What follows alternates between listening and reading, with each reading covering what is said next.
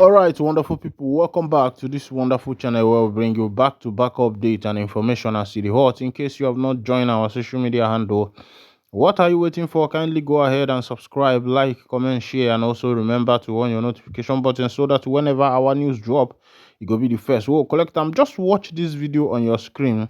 It is believed to be a recent video of the Prime Minister of the Biafra Republic government in exile, Mazi Simon Ekpa Wanjoko, addressing some critical issues as it dey be. Finally, the man don't speak. But as I dey look this video, as I dey look because if you look at the what is it called, the handle of the Twitter handle, this is from Simon Ekpa Akparawa. Of course, you know who Akparawa is.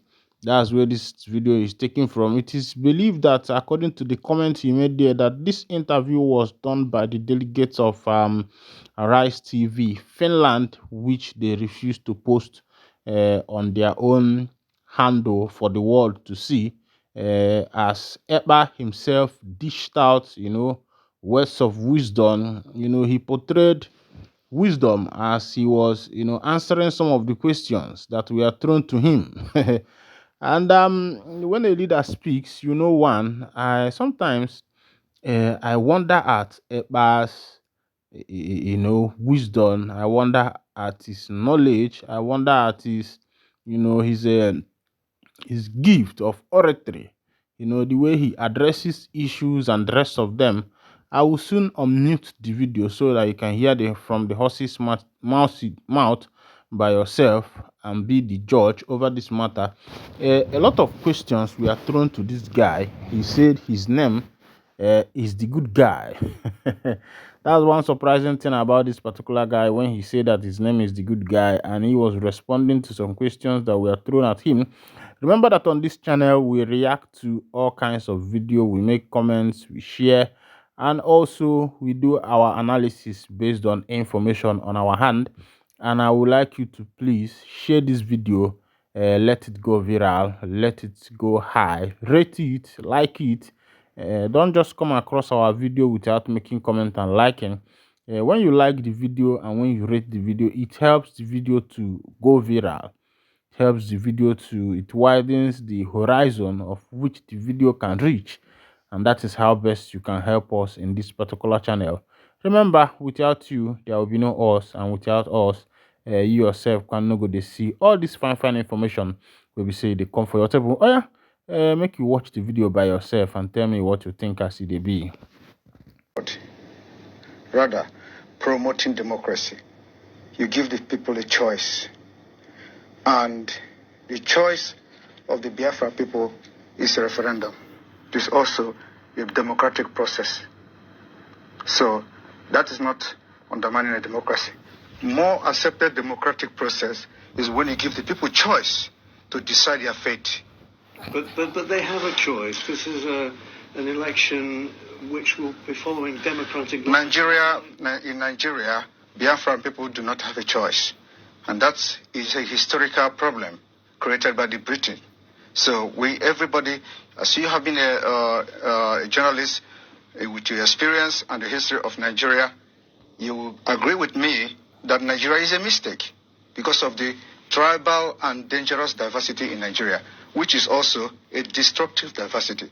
So when you give the people the choice to choose how they want to live, that is a true democracy. A democracy is not when you bring in the military and invade communities, burn the communities because people are protesting. You kill them. Is that democracy? Do you do that in the United Kingdom? The answer is no. But what about your role in all this? Your tweets. My role. Wait a minute. Your role in all this, your tweets and your social media. Why the need for violence? It is. Yeah. At least 1,500 people died in the last 3 presidential election campaigns. Was it my fault then? And there have been deaths so far in this one too. That's what we want to correct by making sure we do not continue to validate an evil entity that subject their citizens to death.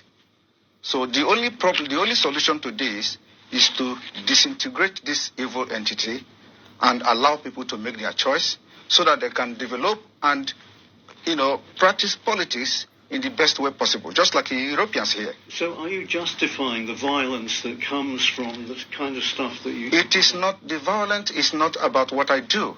It is the provocation of the policy of Nigeria. Okay? So it is a long time bomb coming.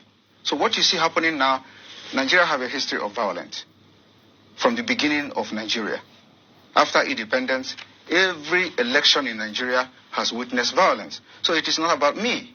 I am here as a good guy to put an end, to have a lasting solution to the violence that have caused the life of thousands of Nigerians. But do you not accept that some of the things that you say has engendered this kind of... From your own perspective, you can translate it and interpret it however you want. But from my own perspective, I think I am the good guy trying to teach the people that they have a right. So there's no blood on your hands? There is no blood on my hand.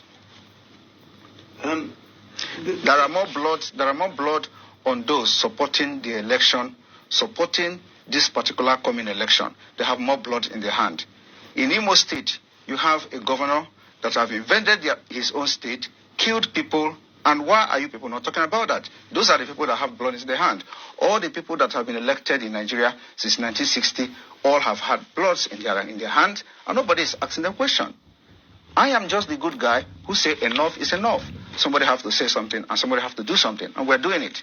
But couldn't you make more progress if you were in the tent, as it were, not rather than out of the tent? You can't. In another country. You can. Sorry. You're in Finland. Yes. So wouldn't it be better if you went back home and did the political thing there? You should know. You see, I learn from what happened to others. I don't want to put my life in danger because the country, as far as I'm concerned, does not exist. Any country that does not respect the rule of law does not exist. You're scared you might be killed? Not everybody. You know that. You can say that as well. Yes. There's a bounty on because yes, there's a bounty on my head because Nigeria, because of the Islamic agenda in Nigeria, whoever that rises up to say something that will, make the life of the people to be better, they want to kill the person. They assassinate people every day. And today you see that there is a video that has been released by a man called Ikenga Imo, when an assassin invaded his house and they wanted to kill him. They are police officers. But if there is no CCTV, they will say unknown gunmen. These are the people that are causing all this crisis in Biafra land. But without that video, everybody has concluded that they are unknown gunmen. Today we have known them. What are the government doing about it? What are the international community doing about it? Every evidences that have surfaced anywhere about CCTV camera, it has always been security agent from the Nigeria state. Nobody is talking about that. That is what we are fighting against. We are defending ourselves and we have armed ourselves to fight Nigeria till the last day. We have done it before. The only difference now is that today we have social media. If social media was there in the 1960s, somebody will do what I'm doing today. In those days, we have a man called Okokondem. Okokondem was broadcasting for Radio Biafra and was propagating Biafra stuff, but because there were no social media, so he would have done even what I'm doing today, I believe so. So this is what will make a difference. And my activities on social media is educating the people, telling them they are right, that you have a right to say no, and you have the right to say yes. Who's funding you and your organization? Biafra people are funding my organization. Not the Tinubu party? I have nothing to do with Tinubu. And it's very funny. A lot of people said Tinubu paid me 25 million. How is that possible? How is it possible? You're denying he did. I don't know who is Tinubu. I have never communicated with anybody close to him. Just like the way they forged the letter. The reason why this letter issue, Nigeria is a criminal country. They breed criminals. And that is what we are fighting against. The reason why the letter on gets sorted out easily and fast was because it was against Finland. And Finland have to officially react to the letter. And the letter went viral. There are so many lies against me out there on social media. Nobody could come and say it is not true. Okay? So and those lies, when they continue to say it and maintain it, it becomes truth when nobody debunk it. You talk about criminals.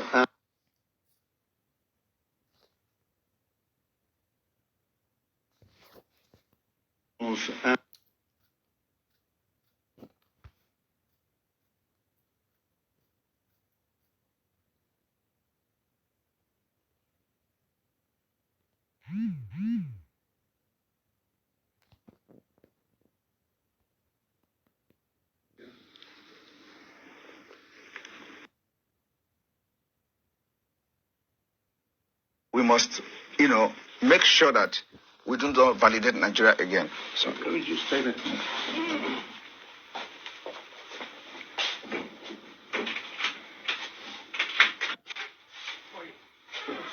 Yeah.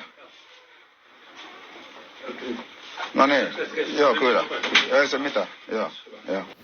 All right, welcome back. But I new video. They know the tell man say make you tell man. Now why this time they say for some of now where they say you go post where the video. Why they drop video? I say make I drop this one now. All right. One funny thing the man say he is promoting democracy. Remember the song of Fela Kuti, late Fela Anikolapo Kuti, where he said, democracy, democracy, democracy, democracy. One thing about the nation called the NIG is that any individual, that rises up to, to make sure that proper democracy, of course, that there is what is called proper democracy, thrives in the nation. The nation has its way, the bourgeois, the cabals have their way of making sure that that particular individual is not brought to limelight. Whenever you start talking about pure democracy and stating, the governmental matters as should be, a lot of people suffered that fate. People like Fela and Nicola Bokuti. Even there was a time Wole Soyinka also went in because as a matter of the things that concerns Nigeria. I think after then he decided as a wise man, to watch his tongues and limit the extent to which he goes, into the things that concern Nigeria. And I think since that time he had his peace. He is enjoying his the revenues that come out of his writings and the rest of them, and he has decided to remove his hand in anything that concerns Nigeria and its political activities. Thereby, I think he resigns. He resigned as a partisan, you know, and I think that gave him his peace because it's not only in NIG, all over Africa. It has not been easy, except some few countries that are exceptional. When you talk about countries like Mauritania and places like Liberia, somehow, these people are a little bit. Egypt and the rest of them. It's not that they don't have their crises, but the crises there are a little bit manageable. Their development is coming, and all manner of things are happening. At least people are still entitled to their democratic rights, to their civil rights, and the rest of them. But the issue of NIG is not, you know, nothing to write, home about, because the bourgeois, the cabals, the political elites, they are the one who holds the power. And you could imagine you as a common man, rising up to speak, to talk about your right. Somehow, a lot of people have gone in for it. When you decide to rise up to the task to say, yes, this is my country. I have to speak for my country. I have to defend my country. I have to stand on the right path. I know one lady like that in one internal revenue. I don't want to call the state, who rose up to, defend the poor, to make sure that the allocated the allocations goes where they are supposed to go. And the first threat this woman received was from bank managers, who are chopping from that chopping scene. She was threatened, not to come in such form again, because she was making sure that every revenue generated will go to the right source, and every budget, that is budgeted and disbursed will go to the right source. And other people, both bank managers and other of her colleague, felt that this woman is putting some sand in their garage, thereby blocking their chopping sim channels, their chopping sim pipe. So that is why the government has not gone so far in bringing development and bringing infrastructural development and other development. Even in our educational system, it has become very dilapidated, that the lecturers, the other people are preying on the students, making sure everybody is, as far as Nigeria is concerned, What people are fighting for is what is called survival. People are fighting to survive. So, if you don't have the means of surviving, a lot of people tend to do whatever it takes to make them survive. Meanwhile, I call it greediness because the white man out there is just caring for his daily bread and making his nation to become a better place. Meanwhile, the black man down here is bent on siphoning the money to other countries. The black man prefers, banking, millions in several accounts in the nation, in other nations, and making sure that him and his generation will never be poor again. And they forget that they are very poor, because if you're a rich man and all your neighbors are poor people, that means you are poor, because if you fall into any problem, nobody will be there to rescue you because they are all poor people and they are all looking up to you. So I think it's high time Nigeria start looking into human capital, human development, more investment in the economy, more investment in the nation, rather than using the money to buy 500 million yacht. They say you have a yacht, and meanwhile, all these things are predicated on taxpayers' money. Taxpayers' money is what is buying all these things. And I wonder why we still pay tax, because these taxes that people pay, they are not being used for any good work. There is nothing that we have seen that our taxes are doing, because I can't start my own business with my money and you still expect me to pay tax. I hustled it out, and yet the government still expects you to pay tax of the money that was not given to you.